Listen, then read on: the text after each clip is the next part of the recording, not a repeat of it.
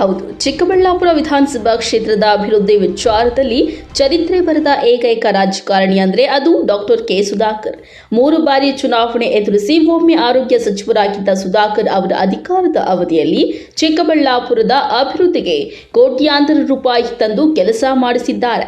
ಚಿಕ್ಕಬಳ್ಳಾಪುರ ಕ್ಷೇತ್ರದಲ್ಲಿ ರೈತರು ಜಾಸ್ತಿ ಕೃಷಿಗೆ ಅವಲಂಬಿತರಾಗಿರುವ ಕಾರಣ ಶಾಶ್ವತ ನೀರಾವರಿ ತರಬೇಕೆಂದು ರೈತರ ಕೆಲ ದಶಕಗಳಿಂದ ಬೇಡಿಕೆಯಾಗಿತ್ತು.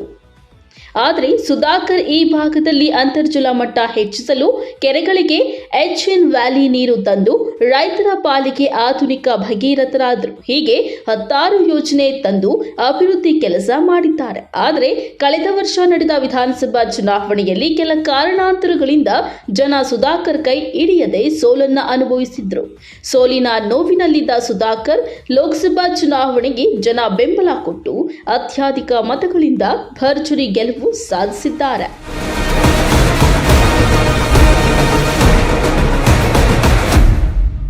ಲೋಕಸಭಾ ಮೆಟ್ಟಿಲು ಏರಲು ಅನುವು ಮಾಡಿಕೊಟ್ಟಿದ್ದಾರೆ. ಚುನಾವಣೆ ಸಂದರ್ಭದಲ್ಲಿ ಚಿಕ್ಕಬಳ್ಳಾಪುರ ಲೋಕಸಭಾ ವ್ಯಾಪ್ತಿಯಲ್ಲಿ ಜನರಿಗೆ 10 ಆಮಿಷಗಳನ್ನು ಒಡ್ಡಿದ್ದು ಅದನ್ನು ಈಡೇರಿಸಲು ಪಾರ್ಲಿಮೆಂಟ್ನಲ್ಲಿ ಚರ್ಚೆ ಮಾಡಿ ಯೋಜನೆಗಳನ್ನು ತರುವ ಕೆಲಸ ಮಾಡುವುದಾಗಿ ಸಂಸದ ಸುಧಾಕರ್ ಭರವಸೆ ನೀಡಿದ್ದಾರೆ.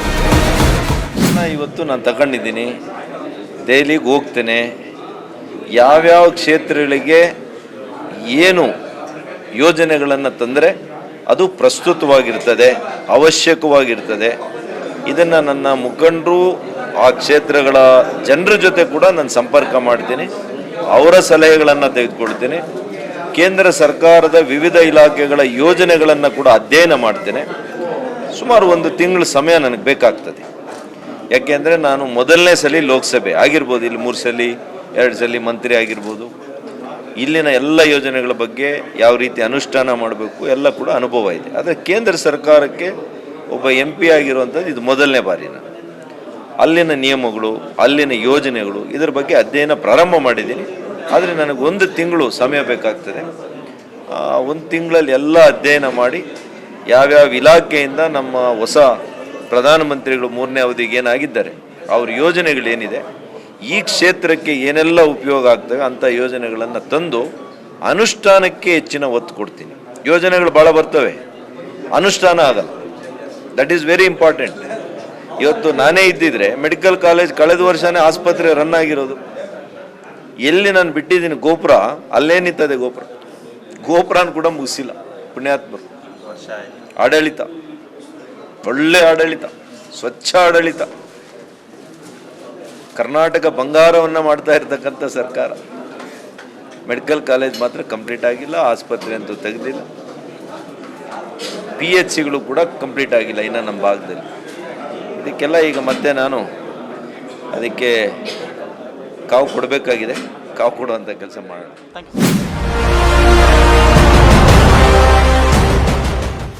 ಇನ್ನು ರಾಜ್ಯ ಕಾಂಗ್ರೆಸ್ ಸರ್ಕಾರದ ವಿರುದ್ಧ ಕಿಡಿಕಾರಿರುವ ಸುಧಾಕರ್, ಎತ್ತಿನ ಹೊಳೆ ಯೋಜನೆ ನಮ್ಮ ಸರ್ಕಾರ ಇದ್ದಿದ್ರೆ ಈಗಾಗಲೇ ಗೌರಿಬಿದನೂರುವರೆಗೂ ನೀರು ತರುವ ಕೆಲಸ ಮಾಡ್ತಿದ್ವಿ. ಕಾಂಗ್ರೆಸ್ ಸರ್ಕಾರ ಬಂದ ಮೇಲೆ ಆಮೆಗತಿಯಲ್ಲಿ ಕೆಲಸ ನಡೆಯುತ್ತಿದೆ. ಎತ್ತಿನ ಹೊಳೆ ಯೋಜನೆ 24,000 ಕೋಟಿಗೆ ಹೋಗಿದೆ. ಮೆಡಿಕಲ್ ಕಟ್ಟಡ ಯೋಜನೆಗೆ ಕೇವಲ 50 ಕೋಟಿ ಜಾಸ್ತಿ ಆಗಿದ್ದಕ್ಕೆ ತನಿಖೆಗೆ ಆದೇಶ ಮಾಡ್ತೀರಾ? ಆದರೆ ಎತ್ತಿನ ಹೊಳೆ ಯೋಜನೆ ಮಣ್ಣಿನ ಕೆಲಸ, ಮಣ್ಣು ಮುಚ್ಚಿದ್ರೆ ಲೆಕ್ಕನೂ ಇಲ್ಲ, ಪಕ್ಕಾನೂ ಇಲ್ಲ. 8,000 ಕೋಟಿ ಆರಂಭವಾದ ಎತ್ತಿನ ಹೊಳೆ ಯೋಜನೆ 24,000 ಕೋಟಿ ಆಗಿದೆ. ಇದಕ್ಕೇನು ತನಿಖೆ ಬೇಡವಾ ಎಂದು ಆಗ್ರಹಿಸಿದ್ದಾರೆ. ನಾವಾಗಿದ್ರೆ ಡಿಸೆಂಬರಲ್ಲಿ ಗೌರಿಬಿದನೂರವರೆಗೂ ನೀರು ತರ್ತಾ ಇದ್ವಿ.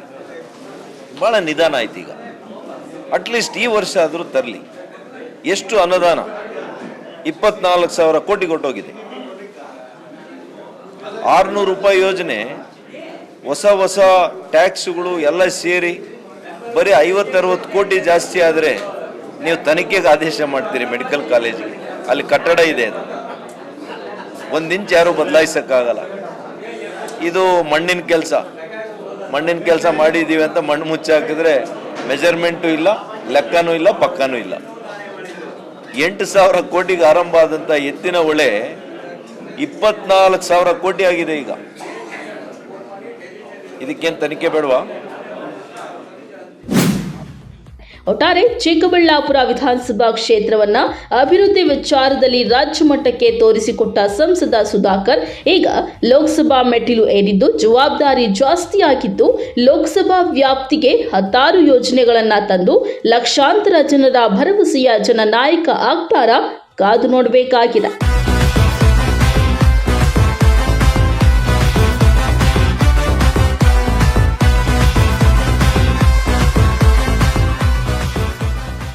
ಕಳವಾರ ಅರುಣ್, MMTV ನ್ಯೂಸ್, ಚಿಕ್ಕಬಳ್ಳಾಪುರ.